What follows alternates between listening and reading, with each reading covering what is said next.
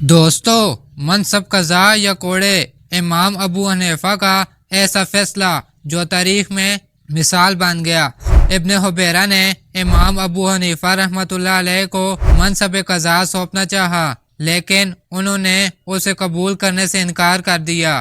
امام ابو حنیفہ کے اس انکار پر اس نے قسم کھائی کہ اگر امام صاحب نے منصب قضا تسلیم نہیں کیا تو میں انہیں ضرور کوڑے لگاؤں گا اور پھر قید خانے میں ڈال دوں گا۔ امام ابو حنیفہ نے اس کی بار بار کوشش کے باوجود منصب قضا قبول کرنے سے انکار کر دیا۔